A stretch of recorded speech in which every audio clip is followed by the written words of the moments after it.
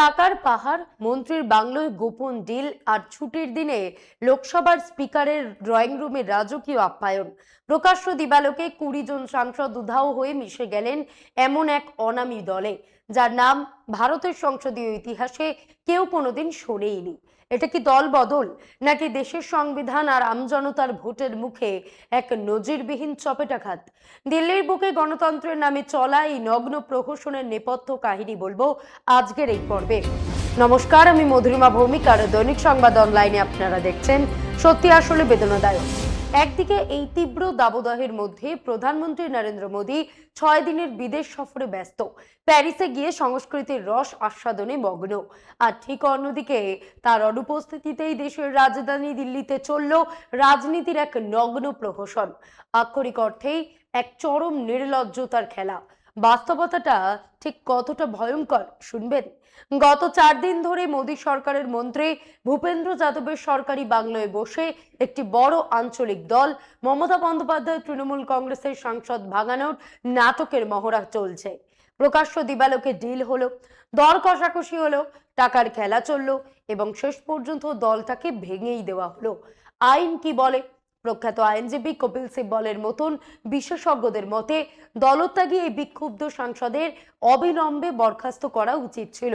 দেখুন এক্স হ্যান্ডেলে কি লিখছেন কপিল সিব্বল। সিব্বল বলছেন এটাই আইনি পথ, কিন্তু ঘটলো ঠিক উল্টো।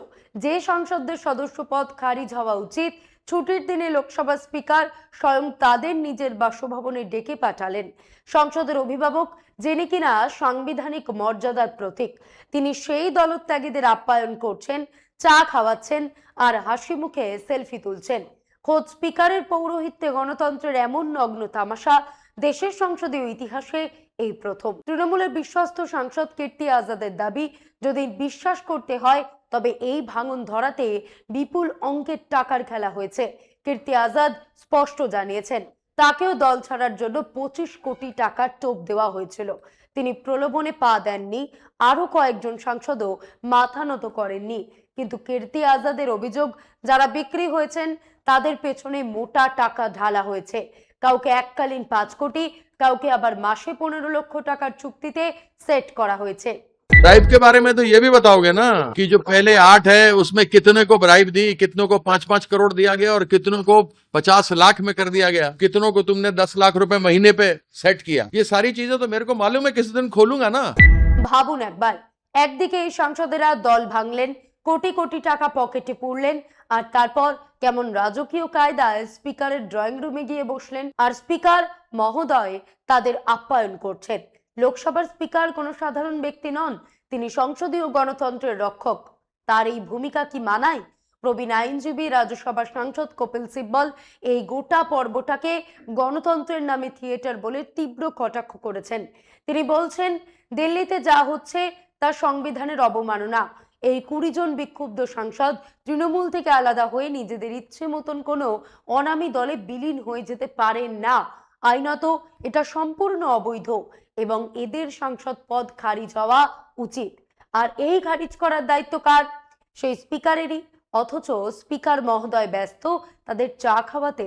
মমতা বন্দ্যোপাধ্যায়ের শিবিরে এখনো যারা অনুগত হয়ে গেছেন, অভিষেক ব্যানার্জি ছাড়াও, যেমন কল্যাণ বন্দ্যোপাধ্যায়, সৌগত রায়, সাগরিকা ঘোষ, মহুয়া মৈত্র কিংবা কীর্তি আজাদ, তারা প্রত্যেকেই এই নজিরবিহীন দলবদলের বিরুদ্ধে কথা বলছেন।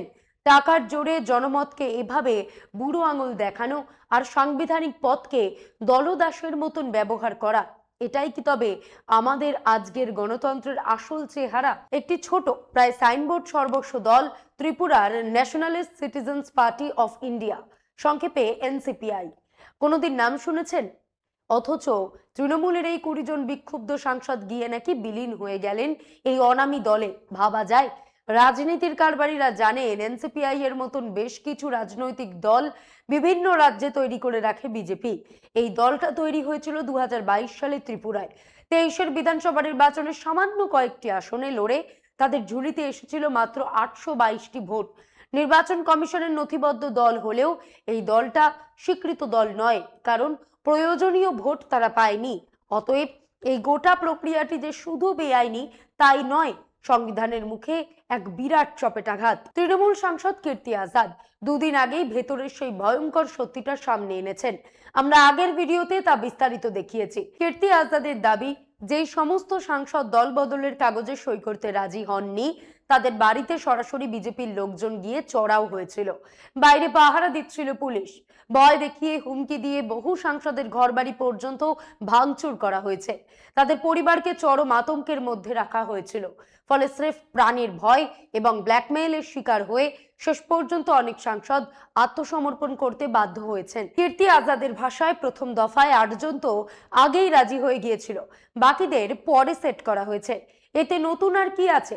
এ তো রাষ্ট্রীয় শাসকের চেনা খেলা। গণতন্ত্র যখন ন্যায়ের সব দরজা এভাবে একে একে বন্ধ হয়ে যায়, ক্ষমতার জোরে যখন প্রকাশ্য দিবালোকে আইনকে বুড়ো আঙুল দেখানো হয়, তখন মানুষ যাবে কোথায়? প্রশ্নটা শুধু মমতা বন্দ্যোপাধ্যায়ের একার রাজনৈতিক ক্ষতির নয়। প্রশ্ন হলো, এই ব্যবস্থার দ্বারা নিপীড়িত পক্ষ শেষ পর্যন্ত কার দরজায় কড়া নাড়বে? স্বাভাবিকভাবেই উত্তর আসে সুপ্রিম কোর্ট। দেশের সংবিধানের আসল অভিভাবক তো দেশের শীর্ষ আদালত এবং দেশের প্রধান বিচারপতি। কিন্তু সুপ্রিম কোর্টের বর্তমান পরিস্থিতি কি তা তো আপনারা ভালোই জানেন। আইনকে এভাবে বুড়ো আঙুল দেখিয়ে সংবিধানকে কার্যত আইসিইউতে পাঠিয়ে যে খেলা চলছে, সুপ্রিম কোর্ট কি সেখানে সাধারণ মানুষের ভরসার জানলাটা খোলা রাখতে পারবে? প্রধান বিচারপতি কি পারবেন সুবিচার দিতে? প্রশ্ন হলো, এই নজিরবিহীন সংকটে লোকসভার স্পিকারের ভূমিকা ঠিক কতটা পক্ষপাত দুষ্ট? 20 জন সাংসদ কি আদৌ কোনো অস্তিত্বহীন অনামী দলে নিজেদের মিশিয়ে দিতে পারেন? আর স্পিকার কি তাতে আইনি শিলমোহর দিতে পারেন? যদি দিয়েও দেন, তবে সুপ্রিম কোর্টের আইনি লড়াইয়ের ভবিষ্যৎ কি? গতকাল রবিবারের মহানাটকের সেই দৃশ্যটা কল্পনা করুন। ছুটির দিন, সংসদ বন্ধ, স্পিকারের অফিসিয়াল চেম্বার তালা বন্ধ, অথচ খোদ স্পিকার নিজের সরকারি বাসভবনে একেবারে আসর সাজিয়ে বসে আছেন। ভেতরের খবর, দলত্যাগী সাংসদেরা পৌঁছানোর 8 ঘন্টা আগে থেকেই নাকি তিনি ড্রয়িং রুমে এসে অধীর আগ্রহে অপেক্ষা করছিলেন কখন বিক্ষুব্ধরা আসবেন আর তিনি তাদের দল বদলে আইনি শিলমোহর দেবেন। একটু ভাবুন, স্পিকারের মতন একটি সম্পূর্ণ নিরপেক্ষ এবং স্বাধীন সাংবিধানিক পদ, যা কিনা সমস্ত দলীয় রাজনীতির ঊর্ধ্বে থাকার কথা, সেই পদের একজন ব্যক্তি এতটা উদ্গ্রীব। এটা কি স্রেফ খাপছাড়া আচরণ, নাকি সর্বোচ্চ মহলের ইশারায় 2 কদম এগিয়ে খেলা? ছুটির দিনে এমন কি জাতীয় জরুরি অবস্থা তৈরি হয়েছিল লোকসভার স্পিকারকে দলত্যাগীদের নিজেদের বাড়িতে ডেকে ইলাহি চায়ের আসর বসাতে হলো, একান্ত বৈঠক করতে হলো? সোজা ভাষায় বললে খেলাটার 2টো পর্ব। প্রথম ইন্টারভিউটা হলো মোদী সরকারের মন্ত্রী ভূপেন্দ্র যাদবের ড্রয়িং রুমে, যেখানে বাজারের জোর খবর অনুযায়ী কোটি কোটি টাকার লেনদেন আর দল ভাঙার গোপন ডিল ফাইনাল হলো। আর ঠিক তার পরের ফাইনাল ইন্টারভিউ বা আইনি ছাড়পত্র দেওয়ার পর্বটি সাঙ্গ হলো খোদ স্পিকারের ড্রয়িং রুমে, যে দলবদল সম্পূর্ণ অনৈতিক এবং অসাংবিধানিক। খোদ স্পিকারের পদটিকে সেই নোংরা খেলার অংশ বানিয়ে দেওয়া হলো।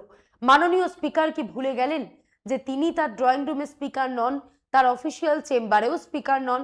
তিনি স্পিকার লোকসভার ভেতরে। দলত্যাগীদের এভাবে ঘরের ভেতরে ডেকে খাতির করার কোনো নৈতিক অধিকার আপনার নেই। এই আচরণে স্পিকার পদের সমস্ত গরিমা ধুলোয় মিশে গেছে। এবার আসা যাক আসল আইনি মারপ্যাচে। এই 20 জন সাংসদ যদি সরাসরি বিজেপিতে যোগ দিতেন, তবে রাজনৈতিকভাবে তা অনৈতিক হলে একটা চেনা অঙ্ক থাকতো। কিন্তু তারা গিয়ে মিশলেন কোথায়? ত্রিপুরার ন্যাশনালিস্ট সিটিজেন পার্টিতে, যার কোনোদিন কেউ নামই শোনেনি। কপিল সিব্বলের মতে এই ঘটনা গণতন্ত্রের ইতিহাসের সবচেয়ে বড় থিয়েটার।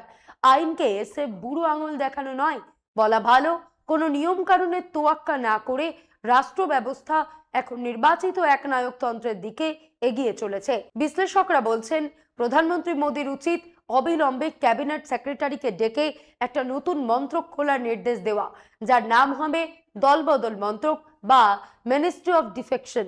আর তার মন্ত্রী করা উচিত ভূপেন্দ্র যাদবকে, কারণ পরিবেশ মন্ত্রকে তিনি প্রায় নিষ্ক্রিয়। তার চেয়ে এই দল ভাঙানোর দায়িত্বটা অন্তত তিনি মন দিয়ে সামলাচ্ছেন। এবার আসি আসল খেলায়। এখানে 2টো বড় প্রশ্ন আছে। 1, এই 20 জন সাংসদকে কেন সাইনবোর্ড সর্বস্ব অস্তিত্বহীন এক অনামী দলে যোগ দেওয়ানো হলো? আর 2, এত কাণ্ড করার পরেও বিজেপি কেন এদের সরাসরি নিজেদের দলে নিল না? প্রথম প্রশ্নের উত্তর লুকিয়ে রয়েছে দেশের সংবিধানে। কপিল সিব্বলের পাশাপাশি অভিষেক মানু সিংভির মতো আইনজীবীও মনে করছেন এই সাংসদের সদস্য পদ খারিজ হয়ে যাওয়া উচিত। তারা যা বলছেন তা এক বিন্দু ভুল নয়। 2003 সালে দেশের সংবিধানের 91তম সংশোধনী আইন, যা দলত্যাগ বিরোধী আইনকে আরো কঠোর করেছে, সেখানে খুব স্পষ্ট ভাষায় তিনটি কথা বলা রয়েছে। প্রথমত, দল ভাঙতে হলে মূল দলের অন্তত 2/3 সদস্যের সমর্থন লাগবে।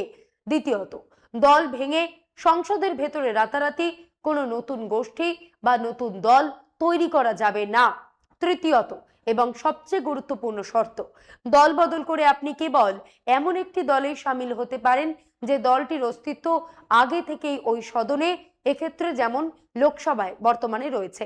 অর্থাৎ লোকসভায় সেই দলের অন্তত একজন হলেও সাংসদ থাকতে হবে, তা সে ঝাড়খণ্ড মুক্তি মোর্চা হোক, জিতেন্দ্র মাঝির দল হোক, চন্দ্রশেখর আজাদের দল হোক, কিংবা 240 আসনের বিজেপি হোক।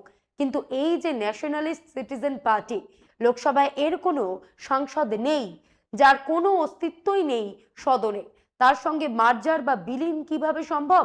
স্পিকার মহোদয় কোন আইনের জাদু বলে একে স্বীকৃতি দিচ্ছেন তা তিনিই বলতে পারবেন। এটা সম্পূর্ণ বেআইনি এবং আদালতের দরজায় এক যুক্তি 1 মিনিটে খড়কুটোর মতন উড়ে যাওয়ার কথা। এবার আসুন দ্বিতীয় এবং সবচেয়ে বিস্ফোরক প্রশ্নটায়। রাষ্ট্রীয় শাসকের এই ঘটনায় যখন এতই আহ্লাদিত, তাহলে এই 20 জন বিক্ষুব্ধকে সরাসরি পদ্মবনে ঠাঁই দেওয়া হলো না কেন? এর পেছনে রয়েছে শাসকের সুবিধাবাদী এবং মেরুকরণের রাজনৈতিক অঙ্ক। পশ্চিমবঙ্গ বিধানসভায় তৃণমূলের ওই বিক্ষুব্ধ 60 থেকে 62 জন বিধায়ক আর সংসদে 20 জন। সমীকরণটা একটু বুঝুন। পশ্চিমবঙ্গের তৃণমূলের প্রায় 80 জন বিধায়কের মধ্যেই 38 জন মুসলিম সম্প্রদায়ের। আর এই যে দলত্যাগী গোষ্ঠী, যার নেপথ্যে ঋতব্রত বন্দ্যোপাধ্যায়ের মতন নেতারা রয়েছেন, সেখানে সিংহভাগ প্রায় 28 থেকে 30 জন বিধায়ক হলেন মুসলিম। আর 20 জন সাংসদের মধ্যে ইউসুফ পাঠান, আবু তাহের খান, খলিলুর রহমান 3 জন মুসলিম। এবার ভাবুন, এত বিপুল সংখ্যক মুসলিম জনপ্রতিনিধিকে যদি বিজেপি সরাসরি নিজেদের দলে যোগ দেওয়ায়, তবে তাদের জাতীয় স্তরের সেই সিগনেচার হিন্দুত্ববাদী ন্যারেটিভের কি হবে? বিজেপি তো টিকে আছেই একটা নির্দিষ্ট সংখ্যালঘু সম্প্রদায়কে অনবরত নিশানা করে, সংখ্যাগুরু ভোট ব্যাংককে এককাট্টা রাখার ওপর, কখনো পোশাকের খতিয়ান তুলে, কখনো আবার অন্য কোনো উস্কানিমূলক মন্তব্য করে যে মেরুকরণের রাজনীতি তারা করে। এত মুসলিম মুখকে দলে নিলে সেই কট্টর হিন্দুত্বের তাস এক নিমিষে ফিকে হয়ে যাবে। নিজেদের ভোটারদের কাছে জবাব দেওয়া মুশকিল হবে। কি অদ্ভুত দ্বিচারিতা দেখছেন! একদিকে ক্ষমতার লোভে তৃণমূলের মুসলিম জনপ্রতিনিধিদের ভাঙিয়ে হালকা করতে হবে, আবার অন্যদিকে নিজেদের তথাকথিত হিন্দুত্ব ইমেজ বাঁচাতে সরাসরি দলে নেওয়াও যাবে না। তাই মাঝখান থেকে ব্যবহার করা হলো এক অনামী অস্তিত্বহীন ফ্রন্টকে। একেই বলে সাপও মরল, লাঠিও ভাঙল না। এবার সেই মোক্ষম প্রশ্নটার মুখোমুখি দাঁড়ানো যাক, যা এই মুহূর্তে প্রতিটি ভারতবাসীর মনে ঘুরপাক খাচ্ছে। লোকসভার স্পিকারের এই পক্ষপাত দুষ্ট আচরণ, বিজেপির এই সুচতুর ক্ষমতার খেলা, আর দলত্যাগী সাংসদদের এই বেআইনি জালিয়াতি, সব তো বুঝলাম। কিন্তু আইনজীবী কপিল সিব্বল যে হুঙ্কার ছাড়লেন, এই বেআইনি জালিয়াতির বিরুদ্ধে তারা সুপ্রিম কোর্টে যাবেন, সেখান থেকে কি আদৌ কোনো সুবিচার মিলবে? মমতা বন্দ্যোপাধ্যায় কি পাবেন ন্যায় বিচার, নাকি আর 5টা বড় রাজনৈতিক মামলার মতন এটাও তারিখ পে তারিখ হয়ে চক্কর কাটবে? খুব খোলাখুলি এবং নিরপেক্ষভাবে বাস্তব পরিস্থিতিটা বিশ্লেষণ করা যাক।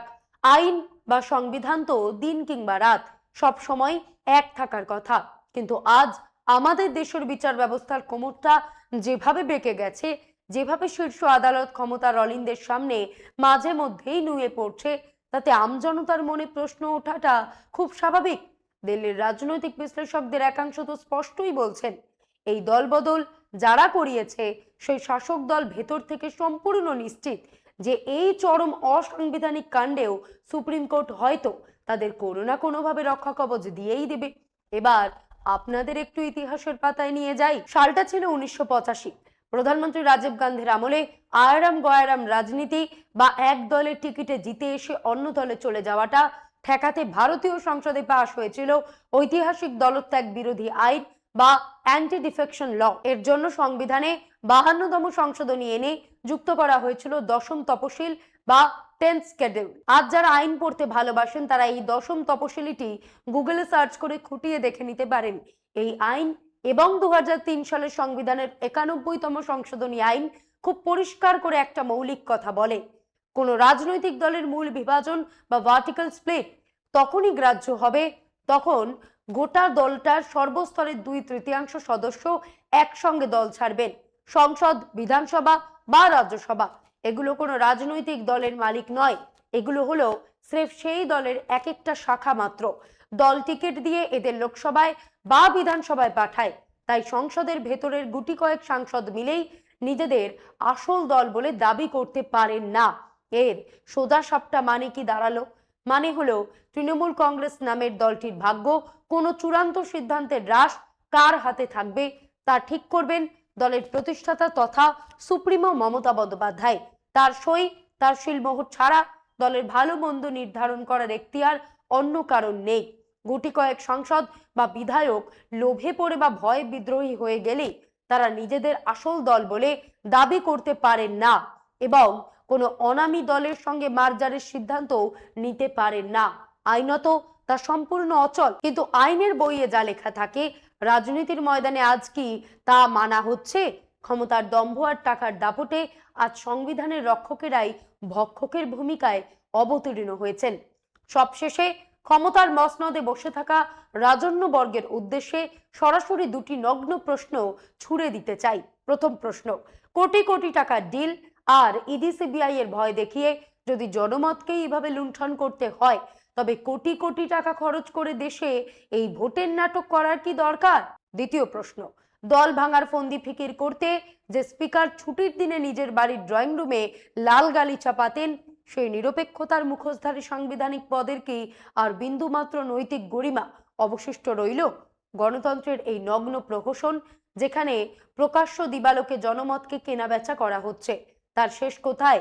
শীর্ষ আদালত কি পারবে তার মেরুদণ্ড সোজা করে দাঁড়িয়ে এই অন্যায়কে রুখে দিতে, নাকি নিয়তির পরিহাসে ডেমোক্রেসির এই থিয়েটার চলতেই থাকবে? জবাব দেবে সময়। আজ এই পর্যন্তই। এমন আরো বিষয় জানতে অবশ্যই সাবস্ক্রাইব করুন, লাইক, কমেন্ট আর শেয়ার করুন। দেখতে থাকুন দৈনিক সংবাদ, শুধু নামই যথেষ্ট।